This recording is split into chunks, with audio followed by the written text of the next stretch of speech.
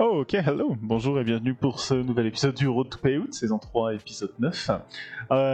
Comme d'habitude, tout ce que je mets dans cette présentation n'est en aucun cas du conseil d'investissement et ça n'engage que moi à ne pas reproduire à la maison. Journal de trading, du coup aujourd'hui nous étions le 9 mai 2024, le jeudi 9 mai 2024, et aujourd'hui on a TP. On a TP sur tous nos comptes Fidias, sur nos deux financés qui sont ici, sur toutes les évals jusqu'à la 21 qui sont fournies par Fidias, sur la 23 qui est mon évaluation, qui est une évaluation qui est payée par moi, et également sur, on la voit pas très bien en bas à cause du petit truc, ouais, on la voit, ça y est, sur la 29, qui est mon évaluation que je bourrine un peu plus fort et que j'avais un trade mini en cours à la clôture du stream pour ceux qui étaient là. Celles et ceux qui étaient là. Donc on a TP, c'est plutôt une bonne journée. Biais sentiment pour la journée, j'avais un biais baissier. Pour aujourd'hui, la journée d'hier, que vous voyez ici, ça c'est la journée d'hier, la journée du 8, n'avait pas repris les highs du 7 et avait en revanche largement repris les lows du 7, et donc du coup pour moi c'était une journée baissière, ce qui pour info ne s'est pas avéré vrai. Si je vais sur là, on a fini par avoir une journée haussière mais j'avais un biais baissier pour la journée. Donc ça c'est la journée d'aujourd'hui au moment où j'enregistre, il est 1h12 du matin le 10 mai et donc c'est pour ça que vous avez la nouvelle journée qui est apparue, mais du coup la journée a clôturé à la hausse, donc demain on a un biais haussier, du coup normalement ça devrait monter, mais on va surveiller ça, donc ça c'était pour le biais. Sentiment à 15h30, on avait un 8h30 midnight comme on aime, bien positionné, bien resserré, on n'avait pas beaucoup d'écart entre le 8h30 et le midnight.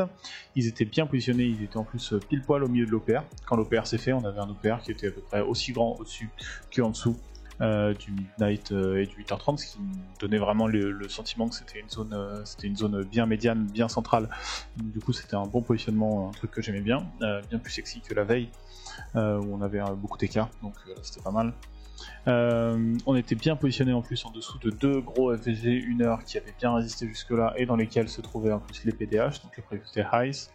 On avait beaucoup moins de zones intéressantes vers le bas, et de toute façon dans la mesure où mon biais était baissier, je préférais prendre un short plutôt qu'un long aujourd'hui, donc dans tous les cas je cherchais pas forcément une zone vers le bas, je cherchais plutôt une zone vers le haut.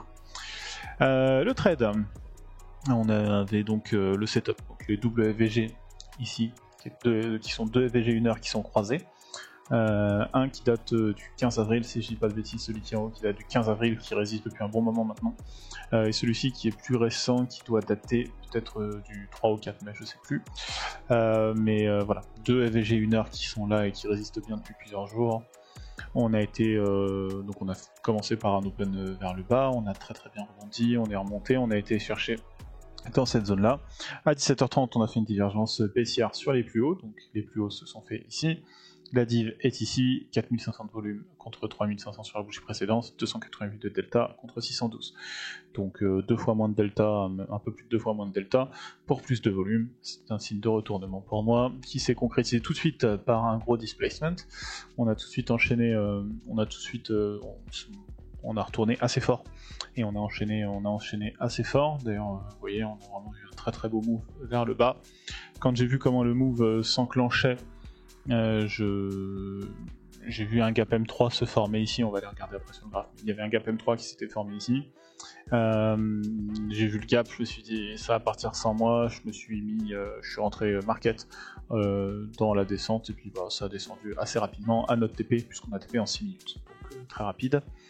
On avait en plus de ces infos là, donc de la div baissière sur les plus hauts et du double fair value gap 1 heure plus du gap M3 qui s'est formé assez rapidement, on avait une divergence sur le cumulatif delta sur l'IS que je vous mets ici pour ceux que ça intéresse. Donc on voit là à 17h10, 17h05 on avait l'IS qui a fait un plus haut. C'est à 17h05 qu'il a fait son plus haut. Il a fait son plus haut à 17h05 juste là. Et au moment où il fait son plus haut, on voit le cumulatif delta est en train de bien redescendre. Okay. On voit l'IS fait un plus haut ici, et son cumulatif delta, lui, est en train d'enchaîner à la baisse, vraiment de façon très nette, très marquée pour le coup. Grosse divergence cumulatif delta.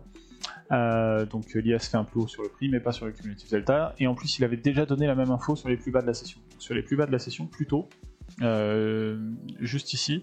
Il fait genre un plus bas de prix. Il y a un endroit où il fait un plus bas de prix. C'est où? Ah, ouais, ou alors c'était là. Ouais, c'est ça. C'était à ce moment-là où le Nasdaq faisait un plus bas de prix à ce moment-là. Le Nasdaq faisait un plus bas de prix. L'IS pas du tout. L'IS pas du tout, l'IS était déjà en train de monter et on voyait bien le cumulatif delta arrivait pas à retracer du tout même quand l'IS descendait un petit peu et donc du coup il avait déjà donné l'information plus tôt.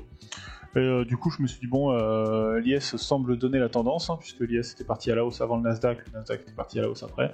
Donc là si cumulatif delta commençait à partir à la baisse avant le Nasdaq, je me suis dit que le Nasdaq allait suivre. Donc cette divergence delta, cumulatif delta sur les plus hauts était intéressante. Et du coup ça m'a conforté dans l'idée que le short était bon. Ça m'a confirmé dans l'idée que le short était bon. Et donc on a pris sur ça. On peut aller regarder le graphe si vous voulez, on a le temps. Hop, juste là, j'étais en 3 minutes pour vous montrer le displacement, pour vous montrer que le displacement était vraiment intéressant, c'était vraiment bien net. Donc là on fait les plus hauts ici. Et vous voyez, juste après, on fait ce gap là, on fait un gap en M3. Je vais le zoomer parce que du coup, avec. Ouais, je vais supprimer ça et ça pour qu'on le voit mieux. Voilà. Ça et ça. Voilà. On avait ce gap ici, là, ce gap en M3 qui s'est fait, qui était vraiment intéressant. Juste, je sentais qu'on n'allait pas aller le retester tout de suite. Vu comme ça partait fort, je me suis dit, on va pas le retester de suite. Et du coup, j'ai préféré rentrer market et prendre la fin du move. C'était pas une mauvaise décision en soi, mais on voit que si je l'avais, si j'avais posé mon ordre dans le gap comme je l'aurais fait normalement, on serait revenu dedans et on aurait eu TP, on aurait juste TP à 19h20, 19h18 au lieu de 17h30. On aurait TP beaucoup plus tard dans la journée, mais on aurait TP. Le setup était encore bon, il était encore bon ici, il était encore bon ici. Et il était plus bon ici par contre, mais il y avait moyen de TP ici et ici, si jamais en respectant ce cap M3 ici, on avait moyen d'aller chercher TP 3 fois aujourd'hui. Donc voilà, vraiment un setup, c'est le signe que le setup était très bon. C'est le signe que le setup était très bon à mon avis et que du coup voilà, on l'a bien pris, on l'a bien attendu, on l'a bien analysé. C'était plutôt positif. Donc analyse, setup était bien dans la strat, FVG sur une haute time frame, donc en 1 heure ici. Prise de liquidité, on avait pris les plus hauts précédents. Diff baissière sur les plus hauts, on n'avait pas pris les PDH par contre, mais voilà, diff baissière sur les plus hauts, même si ça manque un peu de volume, et la divergence cumulative delta, que j'ai oublié de vous mettre sur l'IS en plus. On est rentré au market, donc comme je ne sentais pas du tout le retest du cap M3 qui s'était formé juste après les plus hauts, le trade se déroule correctement, voire très correctement, avec très peu de drawdown et une TP rapide, 6 minutes. Le trade aurait été aussi bon si je l'avais mis dans le cap M3 et que j'aurais full respecté la strat, puisque la strat normalement c'est d'attendre un retest du gap qui se forme dans la descente. En l'occurrence, j'ai pas eu la patience et donc voilà, je suis rentré market, mais on y serait retourné quasiment sans drawdown et on aurait TP en 15 minutes. Donc ça aurait été pas mal aussi. Donc là, je vous le remontre, ce que je viens de vous montrer à l'instant sur le graphe. Je vous l'avais mis en image ici au cas où j'oublie de vous le montrer. Mais donc du coup, voilà, on serait rentré dans ce cap M3 qui est juste là et on aurait TP, ouais, même pas 15 fois si 15 minutes. Peut-être un peu plus en fait, non, j'ai exagéré parce on aurait été fil sur celle-ci 5, 10, 15, 20, 25, 30, ouais 35 minutes, on aurait TP en 35 minutes, pas 15 minutes, 35 minutes. Donc un trade qui aurait été un peu plus long et un peu plus fatigant, mais quand bien même, en somme toute ça reste un bon trade, et j'en suis plutôt content, et du coup ça nous met les comptes un peu mieux encore là. On les remonte à 48 450 pour la plupart. On a le financé là qui est en play pour aller TP à la fin du mois qui est à 50 364. Donc on est bien là, c'est cool. Voilà un petit peu pour ce qu'on pouvait dire pour cette session d'aujourd'hui. Comme d'hab, si les vidéos vous plaisent, pensez à liker et à vous abonner. On se retrouve demain pour les lives 9h et 14h30. Quoique je vais mettre la vidéo en ligne à 9h demain matin. Donc on se retrouve aujourd'hui, pour ceux qui voient la vidéo après sa sortie, en live à 9h et à 14h30. Un grand merci à toutes et tous pour votre présence et votre soutien. Et on se retrouve sur le stream. À bientôt, ciao ciao.